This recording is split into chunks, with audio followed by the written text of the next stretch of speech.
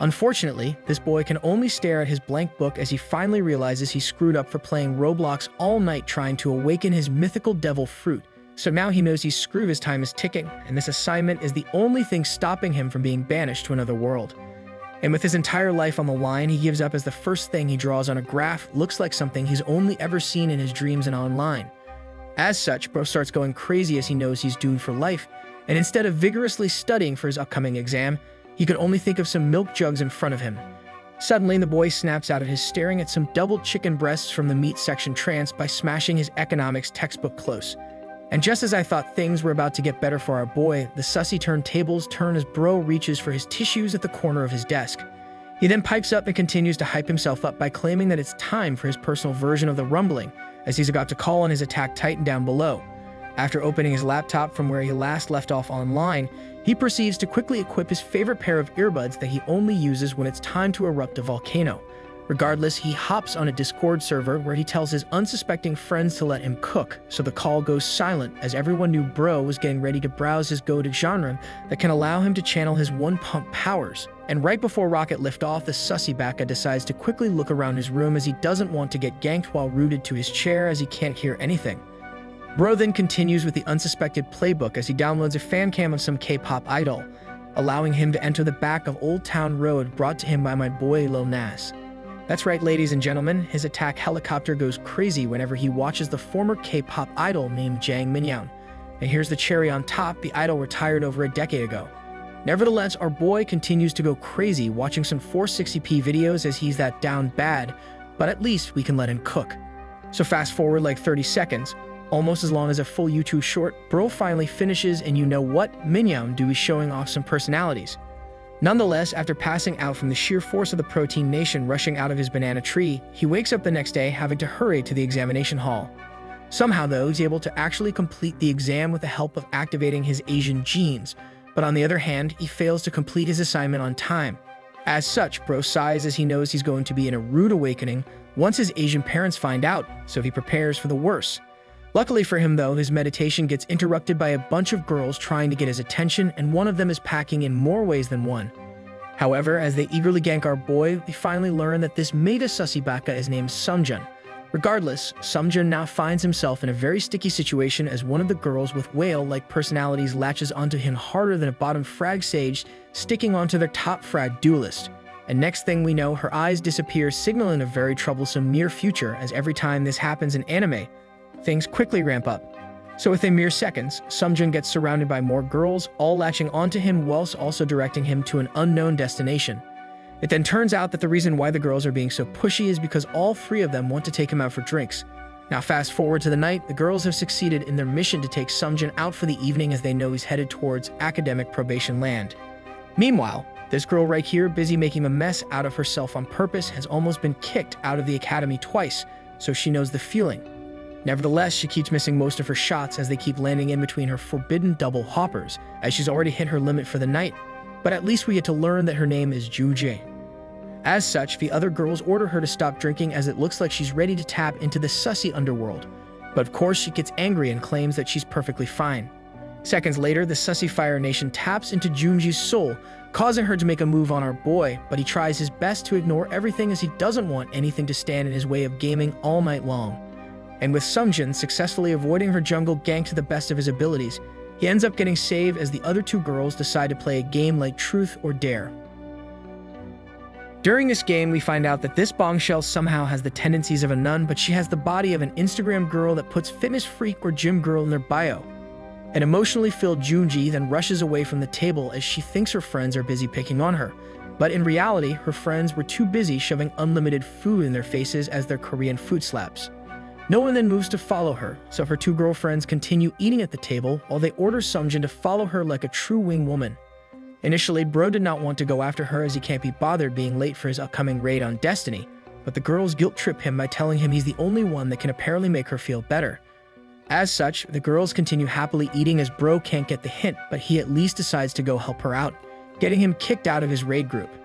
Eventually, Sumjun finds the Cinderella where he cheers her up by revealing the fact that he's never had any action in his life, and I don't doubt him as Bro looks like the only action he's got is through VR. So after Junji learns that Sumjun has never kissed a girl in his entire life either, She starts staring at our boy exactly like when you silently let one fart rip beside someone, and they begin to stare at you knowing you were the culprit. Eventually, she breaks the deafening silence by taking the initiative to gang his lips with him, totally unaware of the outcome. But luckily for our boy, one of his long-lasting dreams have finally come true. Sungjin then freaks out as he realizes she didn't just go for a peck. Instead, she kept on going like a French girl wanting a piece of his hidden in-and-out animal-style fries. After Junji pulls away looking like a waterfall invaded her personal space, our boy gets paranoid, but his suspicions were correct as he ends up noticing her two friends watching from a corner. Now caught in the act of leveling up his romantic life for the first time ever, her friends dip faster than my friend's head, tapping me on escape from Tarkov, leaving behind a fast-asleep Junji in Sungjin's care. And so our boy, like a true gentleman, takes upon the mantle of responsibility to take her home safely as he can't just leave her behind in a random alley. Upon arriving outside her apartment, Sungjin ends up taking a picture of the door to send to their group chat to make sure he's in the right place, but her friends tease him for not taking her to a motel instead. So with her friends being totally useless in this situation for refusing to help him out, he decides to just ding-dong the doorbell hoping for the best. And so the door swings open a second later, where our boy gets caught by utter surprise as it turns out Junji's great genes came straight from her mother. Sungjin is then forced to stare at her as he can't look away, unable to fathom how attractive older Junji is, especially due to the fact that she got hips that don't lie paired with giant vanilla milkshakes. Unfortunately for our boy, he accidentally says out loud what he was thinking, causing him to catch himself real quick, where he attempts his best to escape his predicament only for him to continue fumbling the bag. Regardless, he decides to apologize as he kept stumbling on his words, where he decides to just accept his fate, only for things to turn out far worse as his banana tree entered the chaos by trying to escape his genes. But since she's an angelic lady, she ends up thinking bro is having a cramp, so she heads knee level and tries to help him out by reaching towards the targeted area. So with his impending banana tree begging to escape his genes, and with the older Junji reaching towards the base of the plantation, Sungjin quickly drops Junji in an attempt to avoid being exposed. So now with Junji falling flat to the ground, our boy makes a mad dash to the exit of the apartment due to his banana sword almost successfully making an appearance. So bro just apologizes and dips. But of course, just as he was able to fully exit the apartment complex, Sungjin trips on his shoelace while going down the stairs, causing him to miss an entire flight of stairs and to eat dirt.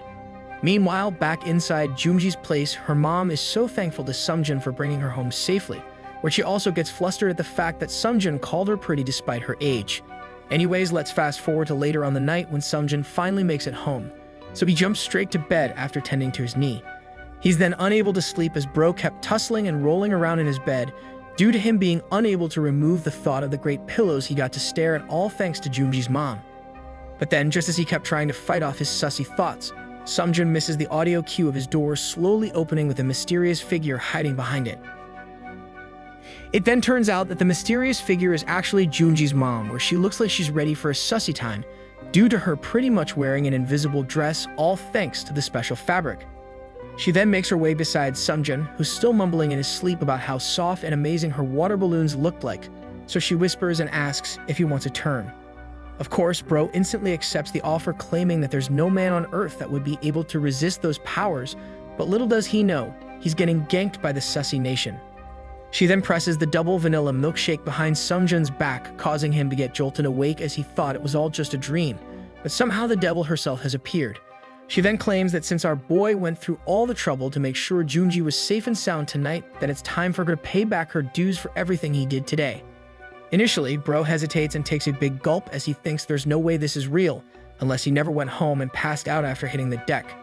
Eventually, our boy is unable to hold back his mighty banana shake powers as it activated the skill rock hard, allowing her to thank him profusely. But then, just as things were about to enter the territory of Sungjin being allowed to enter her front gates, she yells out loud that he can do whatever he wants as this is just a dream. Suddenly, Sungjin finds himself sent back to reality upon opening his eyes, where he gets greeted by the sound of morning birds coupled with utter disappointment. He then springs awake from his bed, absolutely frustrated that everything was just a dream. But then something important finally dawned on him. To make sure his hypothesis was correct, he quickly removed his bed sheet covers to check on his attack titan, only to find a wet pool has surrounded the base of his titan. So now, for the first time ever in his life, bro got invaded by the waterbenders in his dream in the form of a girl other than Minyeon. He's then astonished at the grand revelation of him being able to explode a volcano when thinking of a girl other than the K-pop idol, as never happened before. Meanwhile, back at school, Junji has a massive recurring headache due to her night out yesterday, but she's already busy complaining to her friends about how she can't remember anything about last night. But like true longtime childhood friends, the first thing they happily mention to Junji is how she finally became a woman yesterday. However, Junji still has no clue about what they are talking about, so one of the girls leans in to explain in great detail about how she became truly French with Sungjun. Now speak of the devil, Sungjun enters the classroom looking a little bit more distant than usual, but Junji's friends call him over. Upon him sitting down and with her friends leaving the room to give them space, Junji starts to get flustered as she tries to explain how she didn't mean to do it on purpose. However, right before she's able to finish explaining herself, Sungjun does the most Chad thing he's ever done in his life by taking her hand and staring straight into Junji's eyes to ask if they could go out again tonight. And so she accepts even though she's feeling under the weather after last night, as she wants to know what the heck this boy really do be thinking. Now fast forward to later on in the afternoon after classes, Bro tries to rip one out again, but something's wrong. He can't activate rock hard while watching Minhyun. However, after trying everything to make sure his Geodude can evolve, he starts thinking about Junji's mom, which accidentally riles up his colossal titan back to its lively self. Bro then sulks as he can't figure out what's so special about his friend's mom and why the heck his titan can only live up to its name when he watches a retired celebrity. Nevertheless, Bro has decided to do some extensive testing, and the only way he can do that is if he gets close with Junji to see her mom every day. Meanwhile, Junji is out with her girls grabbing some bingsu as she can't make up her mind about Sungjun. But the sussy turntables turn again as the girls begin to inform her that the only reason a boy would ask out a girl again is if they want to stick their spoon deep within their rice bowl. As such, Junji blushes and looks away as she shyly tells the girls she really doesn't know how to do that sussy stuff, since she loves the Barbie movie. Regardless, the girls whisper to her and alert her that if Sungjun makes her drink tonight, then he's just trying to prep her before the spoon makes its way to her intended door, as Bro just wants to charge through her like a rhino. She then pulls away upon hearing what happens when a rhino comes charging through, unable to believe that Sungjun would do such a thing, so she defends him even though Bro has something else in mind.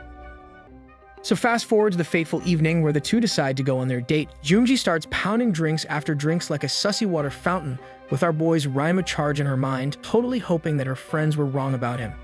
Meanwhile, Sungjun just watches on, hoping that Junji will hurry up and teleport into the fast asleep dimension, as he wants to figure out why he keeps Malphite ulting whenever he thinks of her mom. As such, Bro decides to get Junji 2 more large drinks to help pacify her normal self, as he can't wait to bring her home again to go face to face with the bombshell of a beauty. Unfortunately for our boy though, it turns out that the last man standing after last night wasn't him at all, and it ends up being Junji as Bro phases into the passed out stage. Nevertheless, Bro opens his eyes hours later, where he's able to finally realize he's in a totally different room, and he didn't even remember heading to this unfamiliar place. Suddenly, Sungjun gets up with his head throbbing harder than mine when my teammates int on purpose dragging me down the rank ladder, but in the corner of his eyes, he realizes that Junji is just around the corner. He then notices that the bed he's on right now contains no tissues or weird white sticky residue, so there's no way it's his, but somehow, the walls contain the same posters of Minhyun. Eventually, he comes to the realization that this is actually his room, but Junji was busy cleaning his room up while he was passed out, so Sungjun panics as he doesn't want anyone to know about his secret regarding his sussy obsession with Jan Minhyun. As such, Bro quickly gets up to stop her from seeing the rest of his room as he's absolutely embarrassed, so Sungjun summons a bear hug. Success, his maneuver works, but Sungjun ends up accidentally squeezing the heck out of her badonkadonks, whilst placing his Geodude right behind her dump truck. It was then, at this very moment, he knew he screwed up as the dump truck in front of him was too large, causing it to directly make intense friction with his Geodude as they were more plump than a freshly harvested plum. Meanwhile, as Sungjun is busy hoping that Junji has not unlocked his Minhyun fantasies on Wattpad yet, Junji misunderstands his actions and starts thinking that he's trying to start his earth-bending attacks. As such, she realizes that her friends were right about everything, thinking that Sungjun is just like every other boy wanting to rice cake smash the living out of her. However, she quickly remembers what one of her friends said, claiming that if Sungjun ever does the sussy Batman signal of rice cake smashing, then she can ignore it to stay friends, or she can be the Robin to his Batman. Regardless, as Junji is faced with the hard decision of either activating the hardest rock skill of Sungjun or walking away from this very friendly and totally normal embrace, she begins feeling the sussy sensations filling up from behind her. As such, Junji's legs give out as she can't control the sussy attack taking over her entire body, causing her to fall over head first towards the couch. At the same time, Sungjoon squeezes more into his embrace as he doesn't want Junji to see his sussy stack of Minyoung, causing Junji's double hoppers to fully engulf his spaceship. At this point, Junji looks like she's been fully defeated by this sussy Earth Nation attack, as it feels and looks like her armor papayas are straight up getting rail-gunned by Sungjoon's protected banana tree. Now to be clear, everything is still a very big misunderstanding, as Sungjoon is trying his best to protect his secrets, so he ends up asking Junji to move to the bed. As such, she refuses his request, causing our boy to sweat bullets as he doesn't want the world to know his secret. Whilst Junji is busy thinking Sungjoon is really trying his hardest to get her to agree to some rice cake destroying. Suddenly, the sussy turntables turn when Junji tries to wiggle her way out of his spell, causing her fresh-baked buns to awaken the bulge of our boy's Titanic. Now with his sword fully discovered, Bro panics even more as he can't let her go, and at the same time, he can't do anything as the statue is now fully erect like Mount Rushmore.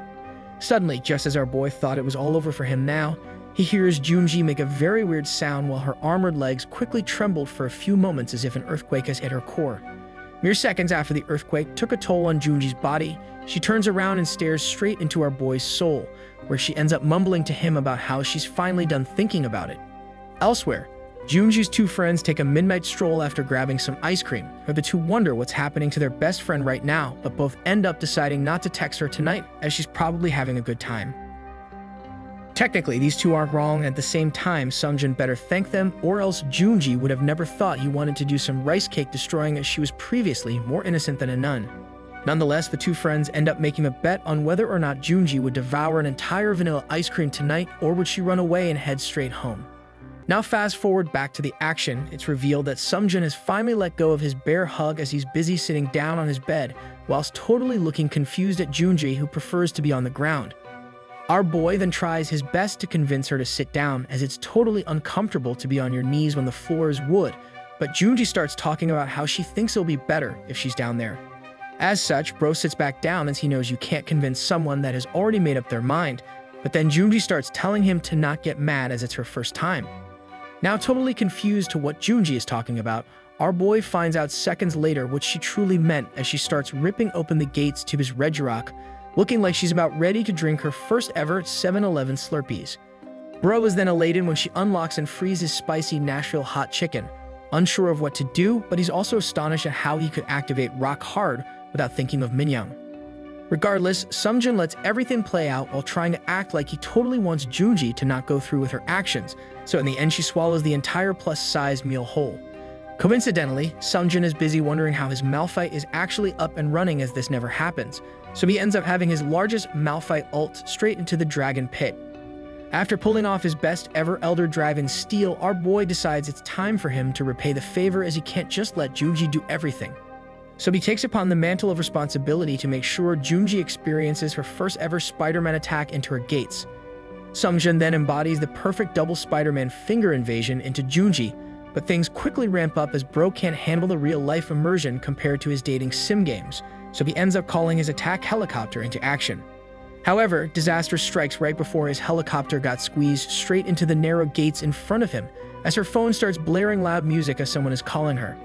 As such, Bro fumbles the bag as he should have quickly sent her phone into silent or continued going, but he stops and decides to just stare at her phone, causing Junji to get up and stop his advance to answer the call. Our boy then face palms hard as he can't believe the timing, so he starts blaming himself as this was the prime opportunity he never knew he had. To make matters worse for both of them, it turns out that it's Junji's mom calling and there's an emergency back home, so she needs to leave as soon as possible. As such, she ends the conversation and turns to our boy, where she sadly informs Sungjoon that she needs to head home right now, but she apologizes for having to abruptly disconnect from their gaming session. But you know what, guys, he's still a gentleman, so he offers to walk her home, but she straight up ignores him, causing our boy to feel totally useless and defeated as nice guys do finish last. However, right before Junji left his room to head back home, she takes a moment to point out Junji's calendar and claims that she has one too, where she also asked him if he would like to have it. Initially, he had no clue what the heck she was pointing to, but then it dawned on him that the calendar is actually Minyoung's calendar, so Bro freaks out about her seeing his secret. Sungjoon then springs into action as he gets up from his bed, looking like he's having a sweating contest with that sweaty always trying to play the meta, as he tries to explain himself. Luckily for him though, Junji orders him to not get embarrassed, and she reveals the fact that she's actually super happy that he's a fan, So as she exits the premises, she orders him to come over tomorrow as she will have an extra calendar for him. Shortly after, our boy finds himself unable to move, busy wondering why would she even have posters of Minyoung, as those calendars and posters are special editions you can't even buy anymore. Regardless, fast forward to the next day, we find Sungjoon arriving at the doorsteps to Junji's apartment totally drenched by the rain, as there was a random typhoon passing by, but we all know this is some great foreshadowing. Upon hearing the door slowly creak open, Sungjoon ends up quickly apologizing whilst whipping a gift of sweets in front of him, thinking that the first person to open the door would be her mom. However, you can see the massive disappointment strewn on his face when he realizes that it's Junji that answered the door. Now I can't believe this dude would still be hung up on her mom when he was just literally busy wanting to destroy her double Big Mac the night before. Nonetheless, Junji reveals to him that her mom would for sure love his gift, but she will give it to her later as she's not coming home anytime soon, and the only one home right now is just Junji herself, causing our boy to get utterly disappointed again. Clearly, bro has not pieced things together yet, even though Junji asked him last night to come over and now she's telling him that she's home alone. So it looks like Junji is taking the matters into her own hands. Upon entering the house, she quickly takes his hand and rushes him over to her room, where she quickly closes the door behind her. But this time, she instantly begins the sussy actions by removing his full-on armor. Of course, she starts off with the shirt, which Sungjoon happily obliges to, but then she stares glaring at him, looking like she's about to steal his soul due to our boy refusing to give him her pants, to which he ends up giving up shortly after. And so everything comes off, whereby Junji makes the excuse that they need to do this so bro doesn't get sick from the rain, and especially the cold, so she shoves it all into the laundry. Mere moments later, she sits back down in her bed beside him as the turntables turn, but this time, she flinches and starts blushing profusely when our boy begins to lean in closer. Junji then slowly closes her eyes, looking like your typical romantic anime scene is about to occur, so our bro closes the gap between them with one fell swoop.